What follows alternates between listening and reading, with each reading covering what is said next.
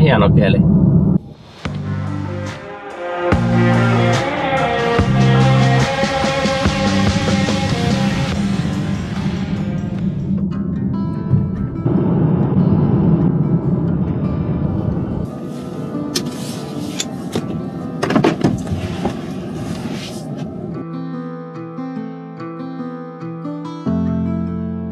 No niin, katsotaan vähän tästä koneelta, että miltä tää homma niinku ikään kuin tässä näyttää. Mähän on excelöinyt tietysti alkuunsa vähän se. Ja mä myönnän, että käytin myös ChatGPT:tä avuksi, eli tekoäly pikkusen tossa ihan vaan, sanotaanko, ajatuksia ja ideoita synnyttääkseni. Mä en tiedä, että onko se nyt ihan oikeasti niin kuinka fiksua, mutta kyllä mä uskon, että sen niinku perusjuttuja saa hyvin kyllä kasaan ja semmosia ideoita.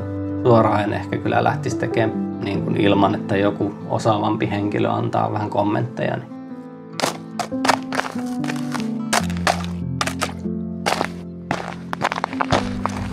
Olen tässä Hinterin kympillä poluilla tekemässä tämmöistä puolipitkää lenkkiä viikonloppuun. Ja huomenna olisi tarkoitus tehdä toinen vastaavanlainen lenkki, ehkä vähän pidempi.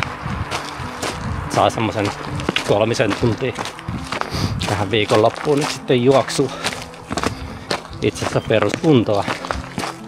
Annoin syötteenä sinne muun muassa mun tuossa aikaisemmassa jaksossa näyttämät käppyrät, koonit mun harjoittelusta vuosien ajalta kuvan muodossa. Eli se analysoi sitä kuvan kautta sitten niitä mun harjoituksen intensiteettiä, kestoja, sykkeitä ynnä muuta. Sitten mä annoin myös mun tuolla Pajulahden urheiluopistolla tehdyt maksimihapeanottokyvyn testin tulokset. Sekä sitten annoitte mun niin sanottujen päätapahtumien tulokset ja käppyrät.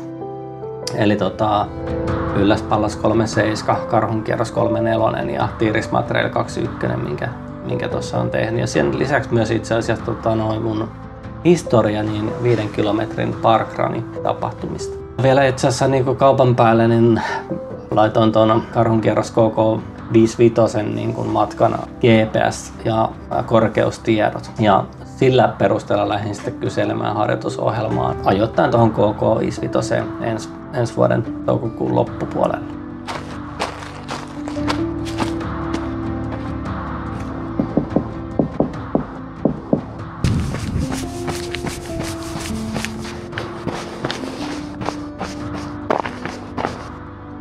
Ja siitä tää pohja on syntynyt mulle, mutta sanotaan näin, että kyllä mä tätä mitä kaverin kanssa vähän käytiin läpi, niin siellä varmaan se punainen lanka on olemassa, mutta kyllä sitä saa hienosäätää sen jälkeen.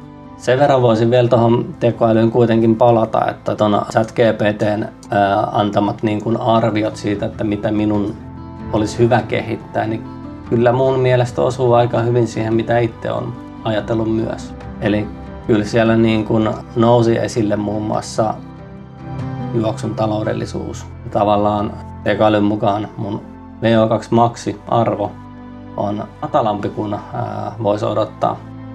Ja sitä kautta se arvioi, että taloudellisuutta olisi parannettava. Ja sitten, että määt ja lihaskestävyys on niin kuin pullonkaula. Se oli erityisesti se, että mistä on niin kuin samaa mieltä kyllä heti. Ja pitkissä kisoissa vauhti hyytyy loppua kohden. No, se on varmaan useasti näin. Se kertoo niin kuin lihaskestävyyden puutteesta ja siitä taloudellisen juoksutavan parantamisen tarpeesta. Tommosia niin kuin tekoälyhavaintoja tässä. Ja ChatGPT tosiaan käytiin siinä.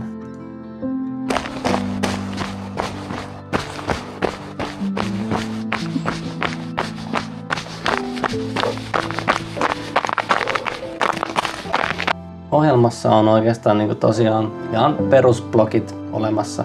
3 viikkoa tekemistä nousujohteisesti ja 1 kevyt viikko. Ja homma alkaa niin kuin peruskuntakaudella, joka jakaantuu 2 osaan.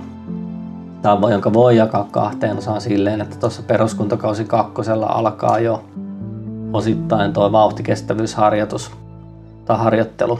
Ja peruskuntakauden jälkeen alkaa sitten peruskestävyyden parantaminen, kuukauden blokki siinä. Ja sitten sen jälkeen niin kilpailuun valmistavaa tekemistä 2 blokkia, eli 8 viikkoa. Ja loppuun sitten herkistely. Mun taulukossa on myös niin kuin merkattuna avainharjoitukset joka viikolle. Joo, ne pitää ehkä nyt alkuunsa suhteellisen ok paikkansa, etenkin nämä pitkät lenkit. Mutta sitten koko ohjelma voi elää vielä ihan sen mukaan, että miten mä saan treenit onnistumaan. Se vaikuttaa siihen, että miten toi loppuharjoitusohjelma tuosta sitten syntyy. Voin vilauttaa tuossa kyllä, että miltä se Exceli tällä hetkellä näyttää ja vilautan myös tuosta intervallisiikusta mun peruskuntokauden treenejä, miltä ne siellä näyttää.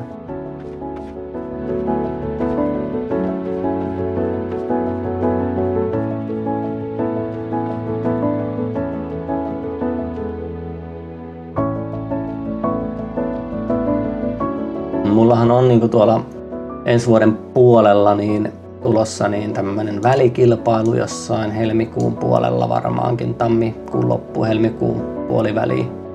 Mä katson nyt minkälaisia tapahtumia sieltä löytyy, en ole yhtään varma, että mikä se kisa voisi olla. Ja sitten toinen mielenkiintoinen mun mielestä tässä harjoitusohjelmassa on toi kisasimulaatio. Mitkä jutut on niin tuossa KK55 niin niitä spessujuttuja, mitä mä en ole aikaisemmin niin kokenut ja sitä kautta niin mietin, että minkälainen se itse simulaatio pitäisi olla. Ja palataan tietysti tuohon vielä myöhemmin paremmin varmasti, mutta ehkä tässä kohtaa jo se, että niin asioita, mitkä nousee esiin tuohon simulaatioon, niin on varmasti se, että se KK55 niin kuitenkin alkaa illalla ja siinä mennään yö yli. Se on semmoinen asia, mistä mä en ole aikaisemmin kokenut. Mutta se on tosi mielenkiintoinen juttu. Mietin sitä, että menkö mä yksin sen, onko mulla kavereet siinä, miten mä huollan itteni siinä simulaatiossa. Kaikki pitäisi niin jotenkin peilata sinne koko 55. Tohon niin otan vinkkejä vastaan ja palautetta. Laittakaa tosiaan kommentteja niin paljon kuin vaan ikinä kerkee, että mielellään niin vastailee ja kuulen teidän ajatuksia tästä.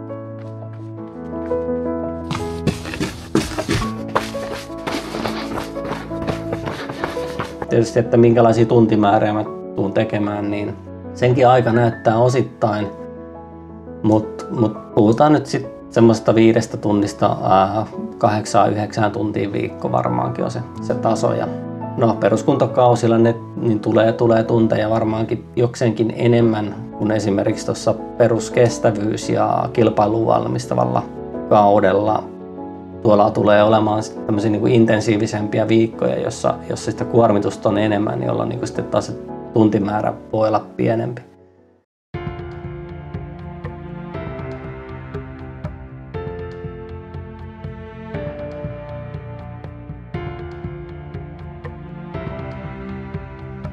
Sitten ehkä niin kuin bonuksena tämmöinen juttu. Mä en tiedä kuinka paljon ihmiset miettii siellä VO2 max-arvoa, mikä noissa älykelloissa aika monesti niin kuin semmoisena ykkösmittarina ja puheessa kuulee monesti puhuttavan, niin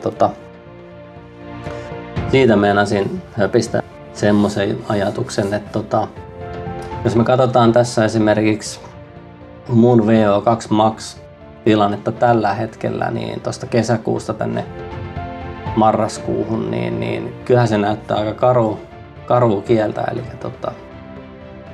mun VO2 max arvo laskee koko aika. Niin se kello vaan sanoo. Sitten se myös huutaa mulle koko aika, että pitäisi tehdä enemmän korkeasykkeistä intensiivistä reeniä, anaerobista reeniä. Se on niin kuin ehkä semmoinen juttu, mitä niin kuin aluksi ainakin niin tuli vähän liikaa ehkä katsottua mittarina, että siitä tulee niinku huono fiilis, että ei saakeli, että mun maksimihapenottokyky tippuu koko ajan hurjaa vauhtia. Mun on pakko ruveta tekemään kovaa maksimireeniä tässä kohtaa. Mä en väitä tai sano, että sitä ei pitäisi tehdä tai näin, mutta ainakin mä oon vähän sitä mieltä, että siitä ei kannata hirveän huolissaan olla, että jos se tippuu treenatessa peruskuntoa. Eli kun se peruskunto kauteen ei kuulu sitä maksimihapenottokykyä mulla, niin kyllä se mittarikin sitten rupeaa näyttämään näyttämään sen suuntaista. Jos me katsotaan koko vuoden maksimihapennottokykykäppyrää, niin nähdään, että joulukuussa ollaan oltu tuolla 4-5 paikkeilla. Sitten on dipattu maaliskuussa alle 4, mutta sitten huhti, touko, kesä, kun on ruvennut sitä intensiteettiä tulee ja pitkää lenkkiä kohti KK34, niin oho, se lähtikin nousee ja oli mulla huipussa itse asiassa siellä kesäkuun puolivälissä. Ja siitä sitten heinäkuussa pientä dippiä, elokuussa taas ylös pikkusen. Siellä oli heinäkuussa se YP 37. Ja sen jälkeen mä oon niin kuin oikeastaan juoksennellut sillä lailla, että miten mieleen juolahtaa lyhyitä juttuja, Hercules Trailia ja kaikennäköistä semmoista, mikä on ollut kivaa omasta mielestä. Ja myös semmoisia kevyempiä juoksuja. Ja etenkin nyt sitten tietysti, kun ollaan siinä peruskuntakaudella, niin kyllä se mulla tulee varmasti tippua vielä lisää toivon maksimihapennottokyky, mutta en mä kauhean huolissani siitä, että mä uskon, että se siellä keväällä sitten taas rupeaa näyttää ehkä lähempänä 4-8 kuin 4-6.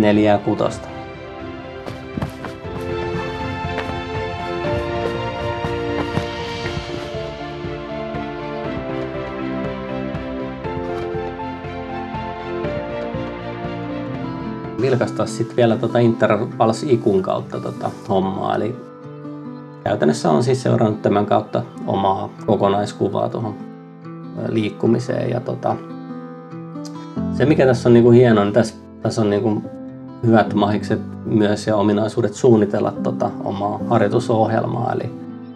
Eli tänne pystyy tekemään tämmöisiä niinku omia workoutteja ja omia harjoituksia suoraan. Ja nämä harjoitukset siirtyy itse asiassa mulla on Garminin kello, niin tonne Connectiin ihan kelloon harjoitukseksi. Eli mä oon tosiaan tällä intervalsikun kalenteri- ja workout-toiminnolla tehnyt ton mun oman peruskuntokauden harjoitusohjelman valmiiksi. Käppyräpuolella niin pystyy aika kivasti näkemään nyt sitten, että miten se sun kalenteriin laitettu harjoitusohjelma, niin miten se kuormittaa sua täällä tulevaisuudessa. Näkee tunnit, vihreitä palkkia, näkee millä sykealueella kuinkakin paljon on tuossa peruskuntakaudella mulla.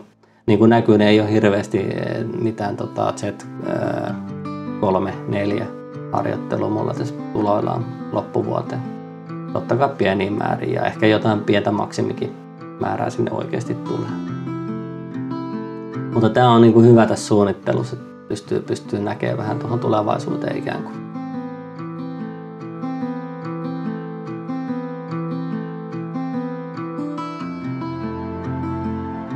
No hittolainen tulee vaan tässä niinku bonus nyt, mutta menkö.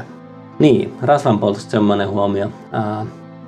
Näette tässä ensin itse asiassa erään suhteellisen aktiivisesti nykyisin kuntoilevan henkilön rasvanpolttoprosentin ja miten se keho pystyy muuttaa sitä rasvaa energiaksi ja millä sykkeellä ja millä sykealueella. Niin kuin näette, niin kyllä se tuolla Z1, Z2 alueella, niin mulla se tämän kyseisen henkilön rasvanpolttoprosentti, niin kyllä se parhaimmillaan on tuolla Z1-alueella ja Z2-alueella. Siitä se lähtee tippumaan sitten mitä kovemmille sykkeille mennään. Tarkoittaa tälle kyseiselle henkilölle sitä, että aika paljon siellä pitkillä matkoilla joutuu energiaa juomaan ja syömään, kun se ei sieltä kropasta välttämättä irtoa. Tässä esimerkkinä sitten toisen ehkä voisiko sanoa sub-elite kuntoilija urheilijan rasvanpolttoprosentteja. Jätetään nimet mainitsematta, mutta ihan todellinen henkilö. Ja siellä mennään ihan eri luvuissa tuolla kevyillä sykealueilla, peruskuntoalueilla. Mutta myös se, että polttaa myös rasvaa tuolla korkeimmilla sykealueilla. Et se on ihan eri meininkiä. Mutta ehkä se taas, että niin kun, kyllä sit kannattaa, jos sitä niin kun nimenomaan tässä mielessä haluaa liikkua, että saa painoa vaikka pudotettua tai rasvaa pois, niin kai se sitten ainakin minun tapauksessa, tämän kyseisen henkilön tapauksessa, niin se vaan pitäisi mennä tosi hissukseen ja pitkään aikaa. Tää lenkki alkaa olla nyt takana ja Niin tää jaksokin, mutta kiva, että olitte mukana ja jatketaan taas sitten seuraavissa jaksoissa. Moi moi!